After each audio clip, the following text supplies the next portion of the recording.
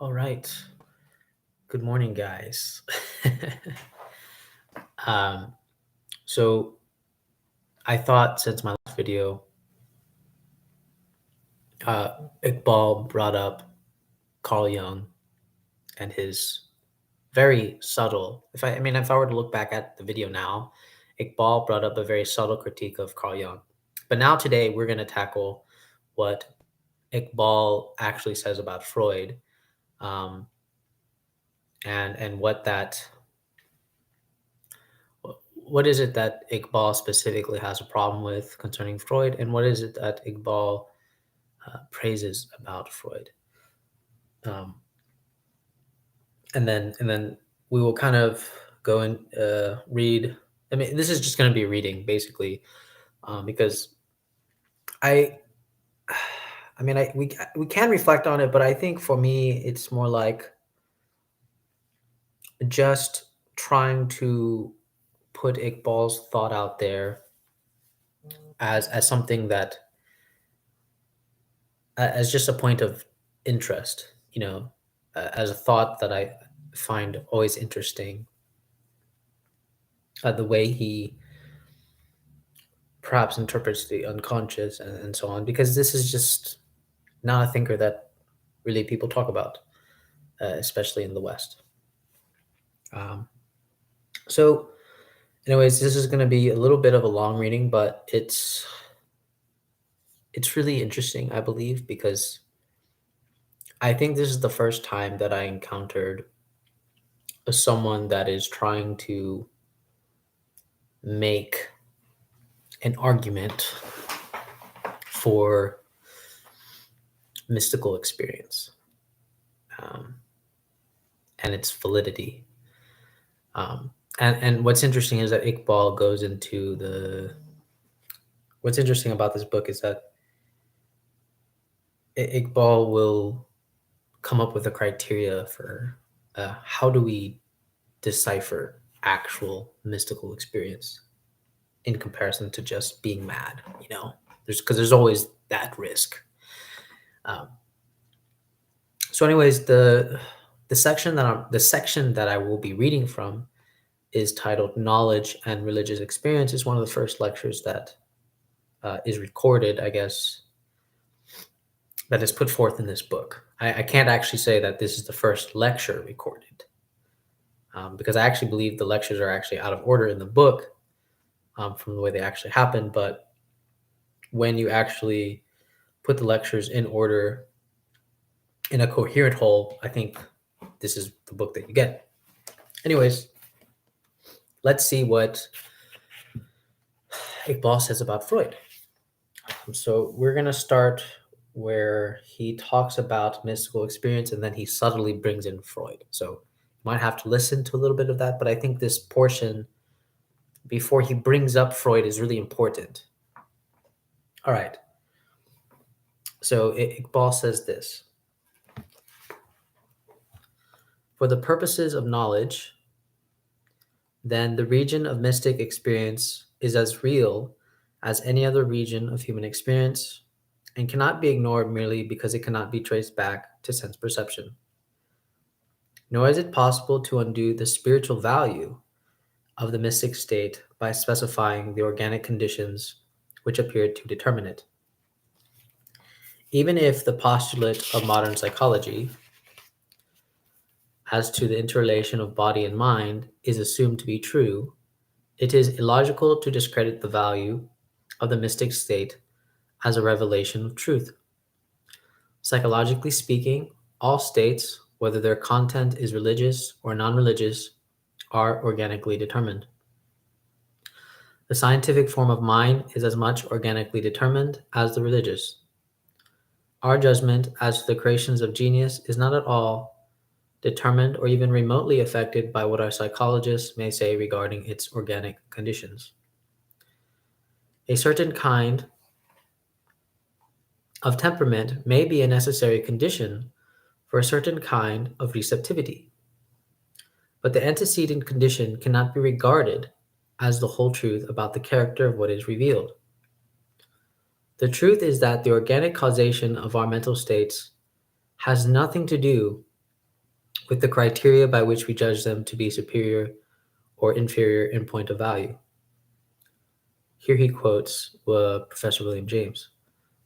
Quote, among the visions and messages, says Professor William James, continuing on with the quote, some have always been too patently silly among the trances and convulsive seizures. Some have been too fruitless for conduct and character to pass themselves off as significant, still less as divine.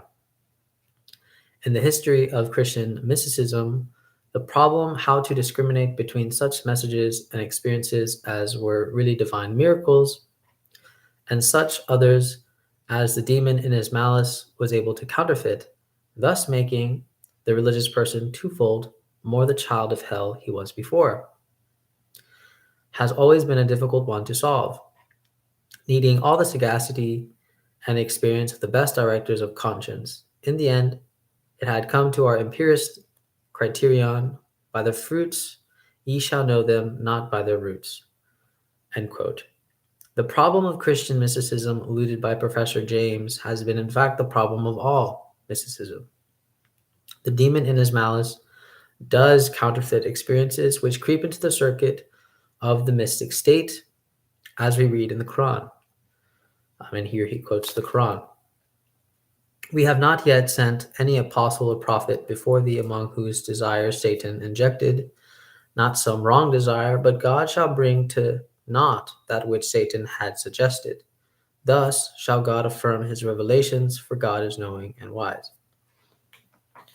And it is in the elimination of the satanic from the divine that the followers of Freud have done inestimable service to religion. Though I cannot help saying that the main theory of this newer psychology does not appear to me to be supported by any adequate evidence. If our vagrant impulses assert themselves in our dreams, or at other times we are not strictly ourselves, it does not follow that they remain imprisoned in a kind of lumber room behind the normal self. The occasional invasion of these suppressed impulses on the region of our normal self tends more to show the temporary disruption of our habitual system of responses rather than their perpetual presence in some dark corner of the mind. However, the theory is briefly this. During the process of our adjustment to our environment, we are exposed to all sorts of stimuli. Our habitual responses to these stimuli gradually fall into a relatively fixed system, constantly growing in complexity by absorbing some and rejecting other impulses which do not fit in with our permanent system of responses. The rejected impulses recede into what is called the unconscious region of the mind, and there wait for a suitable opportunity to assert themselves and take their revenge on the focal self. They may disturb our plans of action, distort our thought, build our dreams and fantasies, or carry us back to forms of primitive behavior which the evolutionary process has left far behind. So Iqbal is explaining Freud's theory of the unconscious right now. At least he's explaining his understanding of the theory of unconscious. And then Iqbal continues on. He says, religion, it is said, is a pure fiction created by these repudiated impulses of mankind with a view to find a kind of fairyland for free, unobstructed movement. Religious beliefs and dogmas, according to the theory, are no more than merely primitive theories of nature, whereby mankind has tried to redeem reality from its elemental ugliness and to show it off as something nearer to the heart's desire than the facts of life would warrant. That there are religions and forms of art which provide a kind of cowardly escape from the facts of life, I do not deny. So Iqbal, from this just right here, he's basically agreeing from what he's read of Freud. He's basically agreeing that Freud's argumentation against religion is valid. Like he's not denying that this is somewhat true, right? That religion has done this. But here, Iqbal is going to have like a counter response. Um, and he says this: all that I contend is that this is not true of all religions. No doubt, religious beliefs and dogmas have a metaphysical significance, but it is obvious that they are not interpretations of those data of experience which are the subject of the science of nature. Religion is not physics or chemistry, seeking an explanation of nature in terms of causation. It really aims at interpreting a totally different region of human experience, religious experience, the data of which cannot be reduced to the data of any other science. In fact, it must be said in justice to religion that it insisted on the necessity of concrete experience in religious life long before science learned to do so. The conflict between the two is due not to the fact that one is and the other is not, based on concrete experience. Uh, so Iqbal now he's making the parallels, right? He's saying both seek concrete experience as a point of departure. Their conflict is due to the misapprehension that both interpret the same data of experience. We forget that religion aims at reaching the real significance of a special variety of human experience. Nor is it possible to explain away the content of religious experience of religious consciousness by attributing the whole thing to the working of the sex impulse. The two forms of consciousness, sexual and religious, are often hostile, or at any rate completely different to each other in point of their character, their aim, and the kind of conduct they generate. The, the truth is that in a state of religious passion, we know a factual reality in some sense outside the narrow circuit of our personality. To the psychologist, religious passion necessarily appears as the work of the subconscious because of the intensity with which it shakes up the depths of our being. In all knowledge, there is an element of passion, and the object of knowledge gains or loses in objectivity with the rise and fall in the intensity of passion. That is most real to us, which stirs up the entire fabric of our personality. As Professor Hawking pointedly puts it, quote,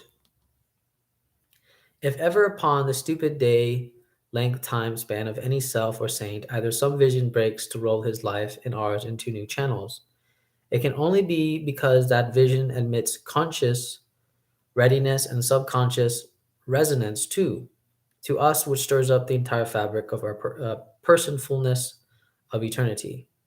Such vision doubtless means subconscious readiness and subconscious resonance too, but the expansion of the unused air cells does not argue that we have ceased to breathe the outer air. The very opposite. A purely psychological method, therefore, cannot explain religious passion as a form of knowledge. It is bound to fail in the case of our newer psychologists, as it did fail in the case of Locke and Hume. The foregoing discussion, however, is sure to raise an important question in your mind. Religious experience, I have tried to maintain, is essentially a state of feeling with a cognitive aspect, the content of which cannot be communicated to others, except in the form of a judgment. Now, when a judgment which claims to be the interpretation of a certain region of human experience, not accessible to me, is placed before me for my assent, I am entitled to ask, what is the guarantee of its truth? Are we in possession of a test which would reveal its validity? If personal experience had been the only ground for acceptance of a judgment of this kind, religion would have been the possession of a few individuals only. Happily, we are in possession of tests which do not differ from those applicable to other forms of knowledge. These I call the intellectual test and the pragmatic test. By the intellectual test, I mean critical interpretation without any presuppositions of human experience, generally with a view to discover whether our interpretation leads us ultimately to a reality of the same character as is revealed by religious experience. The pragmatic test judges it by its fruits. The former is applied by the philosopher, the latter by the prophet. In the lecture that follows, I will apply the intellectual test. Um, so, what's interesting here, I think now I kind of understand why I actually really was intrigued by Iqbal's thought, is because I think he's the first person, in my opinion, that actually states the when he's talking about sort of like mystical experiences. And this actually reminds me of, because I briefly read like a little bit of Schleiermacher, the German Christian theologian, where Schleiermacher basically identifies religion as feeling,